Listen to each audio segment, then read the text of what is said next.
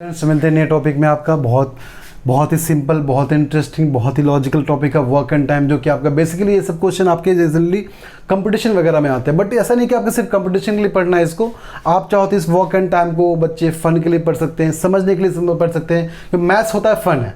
अब फन को समझना बहुत ज़रूरी है। तो work and time question basically जब बच्चे करने बैठते हैं तो उनको कम से कम 2 से 3 मिनट सॉल्व करने में, एलसीएम लेंगे, फ्रैक्शन करेंगे, सॉल्व निकालेंगे, 1 बाय करके निकालेंगे, ज्योमेट्री मेथड अप्लाई करेंगे, फिर आंसर आएगा। उतना टाइम किसके पास है कि बैठकर ज्योमेट्री मेथड अप्लाई करेगा? लॉजिक पता है, अगर फन पता है मैथ्स का, तो क्यों ना डायरेक्टली अप्लाई किया जाए, क्यों ना डायरेक्टली उसका आंसर निकाला जाए। ठीक है, तो आज आपको समझाएंगे वर्क एंड टाइम के क्वेश्चंस को जल्दी से जल्दी 5 से 10 सेकंड के अंदर सॉल्व कैसे करते हैं, बहुत मजे तरीके से, बहुत सिंपलेस्ट वे में इसका आंसर कैसे निकालते हैं। ठीक है, देखो, तो इसको समझने से पहले 2 क्वेश्चन आपको पहले एक्सप्लेन करते हैं। मान लो ए कोई पर्सन है, बी कोई पर्सन है, सी कोई पर्सन है। ए बी सी किसी काम को इंडिविजुअली आपका 10 दिन में, 15 दिन में और 20 दिन में कंप्लीट करता है, किसी भी काम को।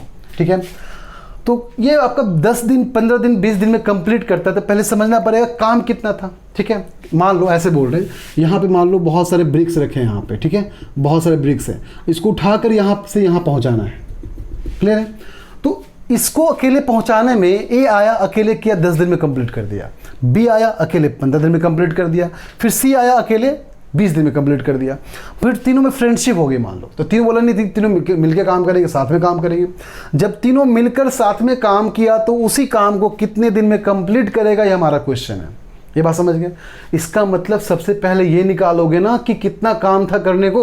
जब तक ये नहीं पता चलेगा कितना काम था करने को, कैसे पता चलेगा कितना काम कितना दिन कंप्लीट करने में लगेगा? तो सबसे पहला कॉन्सेप्ट ये स्ट्राइक करना चाहिए दिमाग में, पहले काम निकालेंगे। तो काम टोटल निकालने का तरीका होता है एलसीएम लेना। तो एलसीएम क्या हो जाएगा इसका? तो एलसीएम पता है, लोएस्ट कॉमन मल्टीपल। कहने का मतलब तीनों का टेबल में एक लोएस्ट नंबर आना चाहिए, and that number is 60, no doubt 60।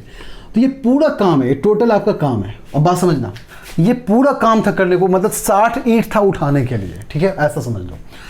तो बताओ, अगर इसके पास कैपेबिलिटी है, इसके पास कैपेबिलिटी किसी काम को, पूरे काम को 10 दिन में कंप्लीट करने का। ठीक है, तो एक दिन में कितना कर लेगा? 6 काम। पूरा 6 काम करने के लिए था, 10 दिन में कंप्लीट करता है वो, तो एक दिन में कितना काम कर लेगा? 6। अगर एक दिन में 6 करेगा तभी 10 दिन में 60 कर पाएगा। लॉजिक क्लियर है? अगर एक दिन में 6 वर्क को कंप्लीट करता है और 60 काम पूरा करना है, तो कितने दिन में कंप्लीट कर लेगा? 10 दिन में। तो आपको क्या करना, सिंपल डिवाइड करना, सब में डिवाइड कर दो। तो 60/10 6, 60/5 4, 60/20 3। ये जो आपका है 13, ये हो गया तीनों मिलकर काम किया। तीनों मिलकर काम किया कितने दिन के लिए? एक दिन के लिए। This is for 1 day work. तो 1 डे वर्क के एक दिन में तीनों मिलकर 13 काम कंप्लीट करता है। कितना काम? 13 काम कंप्लीट करता है। तुम बताना पूरा काम कितना था? 60। एक दिन में 13, तो 60 काम कितने दिन में कर लेगा? तो पूरा काम 60/13 डेज में कंप्लीट कर लेगा। ये आपका आंसर हो गया, बात खत्म। कुछ करना ही नहीं ऐसे क्वेश्चन में। बच्चे परेशान होते हैं, ज्योमेट्री निकालते 1/10, 1/50, 1/20 ऐड करते, फिर आंसर निकालते। इतना टाइम किसके पास है सॉल्व करने का? इतना टाइम किसी के पास है? डायरेक्टली आंसर देखो, फटाफट निकालो, बस लॉजिक खत्म, बात खत्म।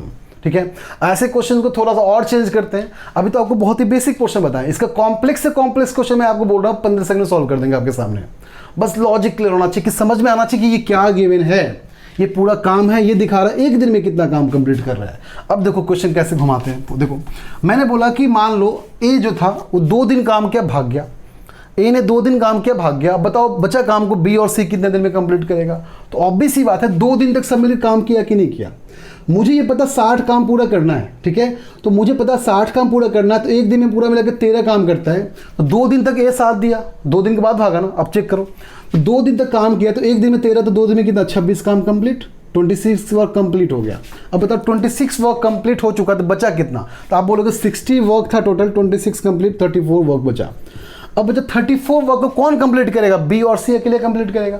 तो बी और सी के पास कैपेसिटी क्या है? तो बी और सी के पास एक दिन में 7 काम करने की कैपेसिटी है। अब बात समझो। ठीक है, 34 काम टोटल बचा, एक दिन में 7 काम कर पाते बी और सी, तो पूरा काम कितने दिन में?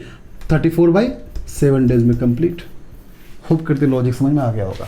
अब किसी को भगाओ ना, फर्क नहीं पड़ता है, किसी को भगाओ बाद में ऐड करो। मतलब क्वेश्चन ऐसे बोल सकते हैं, ए 2 दिन काम किया और भाग गया, बी सी अकेले काम कंप्लीट करने जा रहा था, फिर 3rd डे बी भाग गया, 4th डे फिर ए ज्वाइन कर लिया। तो क्या फ़र्क पड़ता है?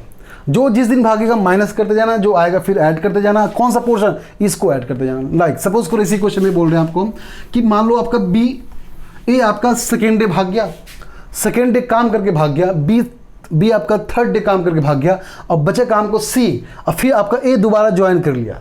सुनना बात को, ए दोबारा ज्वाइन किया फोर्थ डे पे, ठीक है, हम लिख दे रहे हैं यहाँ पे फोर्थ डे पे ए रीज्वाइन, ठीक है, और ए आपका सेकेंड डे के बाद भाग गया, थर्ड डे रन,